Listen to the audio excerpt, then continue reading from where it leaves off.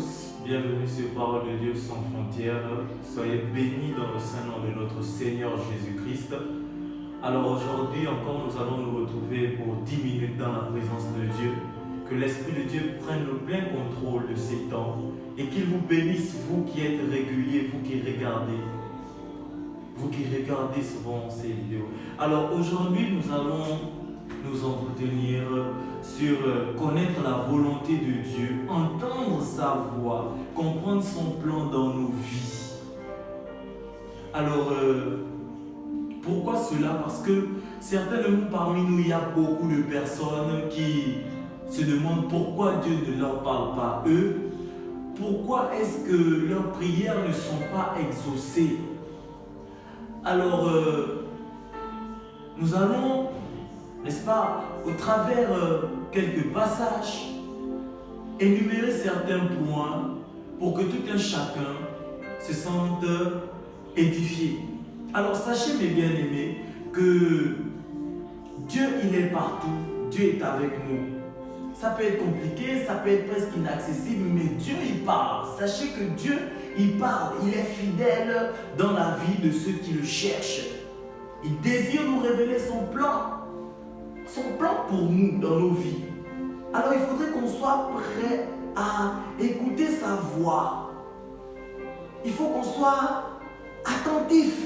Il faut qu'on sache s'arrêter un moment, se couper du monde et nous concentrer vers le Jésus-Christ, vers nos dieux, de nos pères, afin de savoir véritablement qu'est-ce qu'il dit pour nous, qu'est-ce qu'il attend de nous.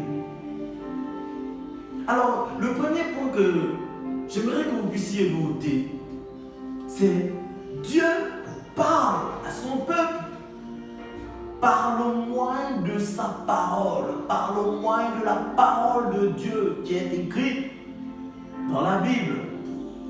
Dieu nous parle. Alors, méditer change nos vies. Pourquoi? Parce que méditer, c'est rentrer en contact avec ce que Dieu a dit pour nous. Ce que Dieu a dit.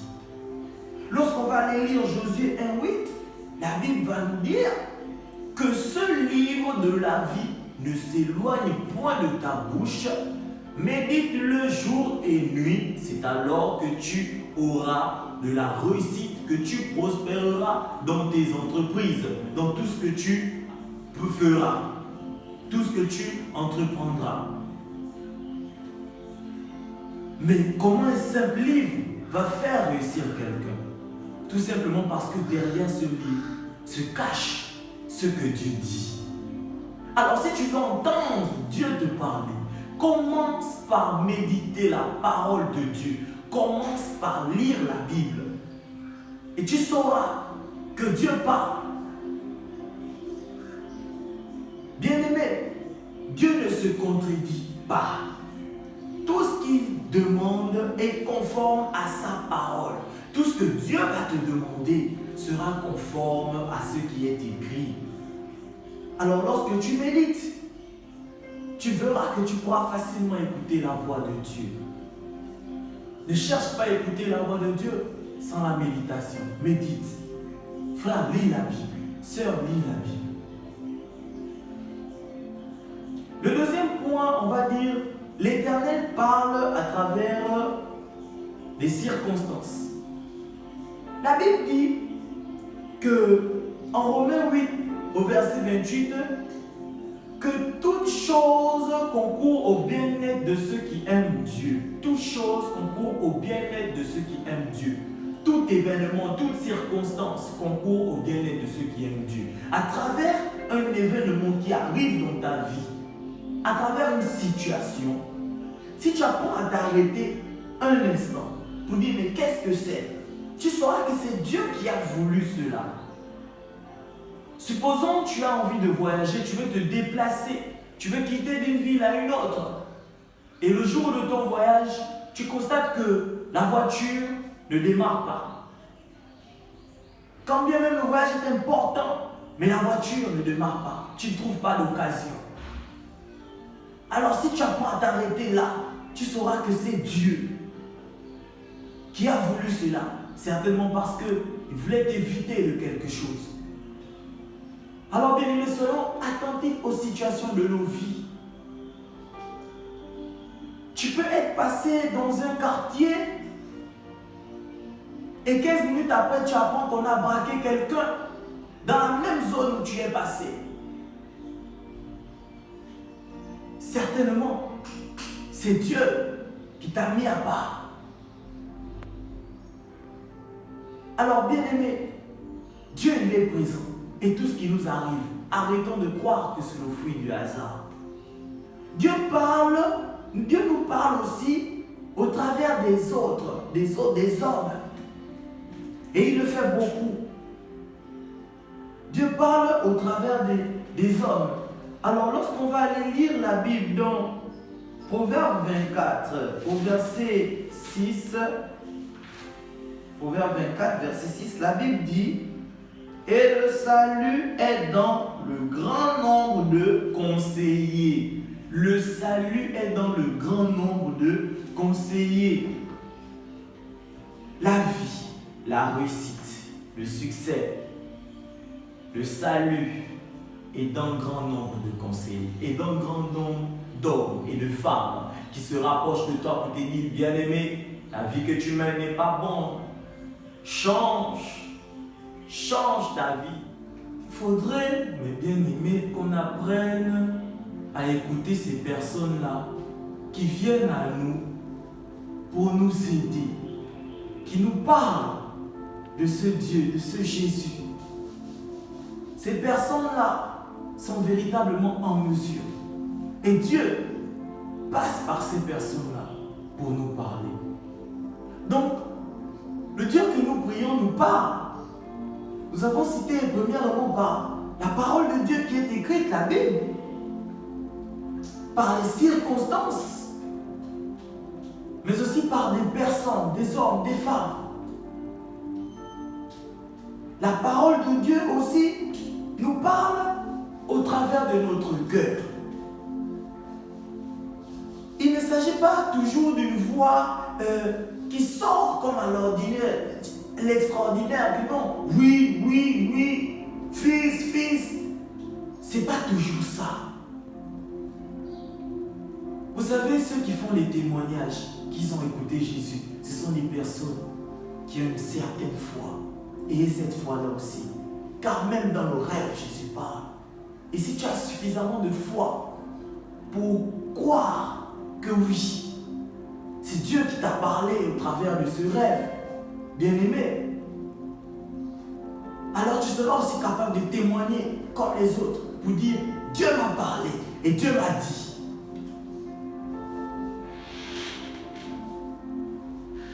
Quand Dieu parle, ce n'est pas toujours une voix forte, mais ça peut être cette petite voix à l'intérieur de notre cœur que nous devons apprendre à reconnaître. N'est-ce pas que nous sommes en mesure de discerner ce qui est bien et ce qui est mauvais? N'est-ce pas que lorsqu'on finit de poser un acte, on arrive à se dire après: oh, j'ai mal agi. Mais quelle est cette voix-là qui à l'intérieur vous dit que vous avez mal agi? Apprenons à nous familiariser à cette voix. La Bible dit que tout ce qui n'est pas le fruit d'une conviction est un péché. La conviction, c'est cette envie, c'est cette voix-là qui vient à l'intérieur de toi pour dire: oui, ça, c'est dans tes principes. Oui, ça, c'est en accord avec Dieu. Oui, c'est dedans.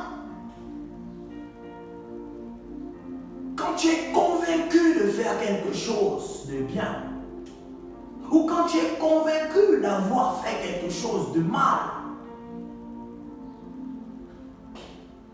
Dieu est celui-là qui parle au-dedans de nos cœurs. La Bible dit: gardez vos cœurs plus que toute autre chose.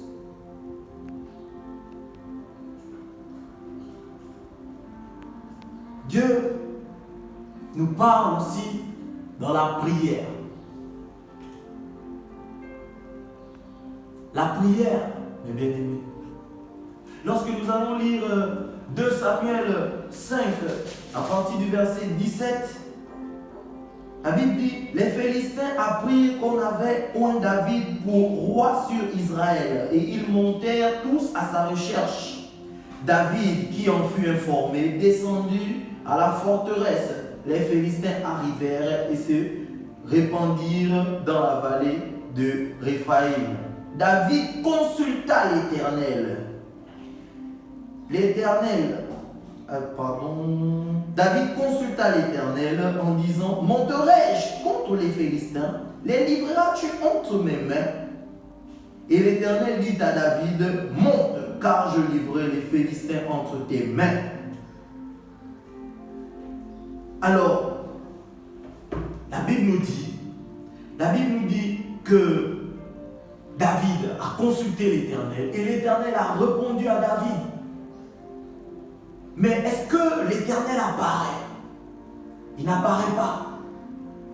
Donc c'est par le moyen de la prière, car nous savons que la prière est ce moyen-là par lequel nous pouvons communiquer avec Dieu. C'est par le moyen de la prière que David est allé consulter l'Éternel et l'Éternel a répondu à David. Bien-aimé, si tu es dans des temps de prière, si tu es dans l'atmosphère de la prière, apprends à t'arrêter un instant. Tu as prié, apprends à t'arrêter un instant. Concentre-toi et tu verras, tu écouteras cette voix-là à l'intérieur. Ça peut être en image. Tu peux être là en train de visualiser des choses. Tu vas te dire que tu imagines. Non, tu n'imagines pas. Ce sont des réponses. Et la Bible nous dit aussi que l'Éternel, notre Dieu, siège dans la louange et l'adoration de son peuple. Bien-aimé, siéger, c'est prendre des décisions. Lorsque tu adores, lorsque tu loues ton Dieu, il prend des décisions sur ta vie. Il prend des décisions sur ce que tu lui as demandé. Alors, bien-aimé, véritablement, nous avons énuméré ces points. Le premier point, c'était la parole de Dieu. Le deuxième, c'était les circonstances de la vie. Le troisième, c'était les hommes comme nous qui viennent vers nous. Le quatrième point, c'était notre cœur que Dieu utilisait pour venir. Dieu utilise nos cœurs pour venir, pour nous parler. Et ensuite, la prière, la louange, l'adoration. Pour finir, j'aimerais te dire ceci. Toi qui veux être régulier, toi qui veux que Dieu te parle régulièrement, deviens sa brebis. Accepte Jésus-Christ comme Seigneur et Sauveur personnel et deviens ainsi sa brebis. Car la Bible déclare en Jean 10, à partir du verset 27, que mes brebis m'entendent. Mes brebis écoutent ma voix. Je les reconnais et elles me suivent. Mes brebis entendent ma voix. Celui qui appartient à Jésus entend sa voix. Alors décide d'accepter d'appartenir à Jésus et tu entendras sa voix. Il te reconnaîtra et tu le suivras. Et lorsqu'on suit quelqu'un, nous sommes à côté de cette personne, il y a une conversation, ça devient régulier. Tu l'entendras régulièrement. Toi qui n'es pas exaucé, toi qui pries, mais tu sens que tu n'es pas exaucé, bien-aimé, la Bible dit que la prière du juste a une grande efficacité. Est-ce que tu es juste? Le juste commence par servir Dieu. Le juste commence par accepter Jésus. L'as-tu déjà accepté? Sinon, pourquoi veux-tu être exaucé? Que véritablement, l'Éternel Dieu vous bénisse.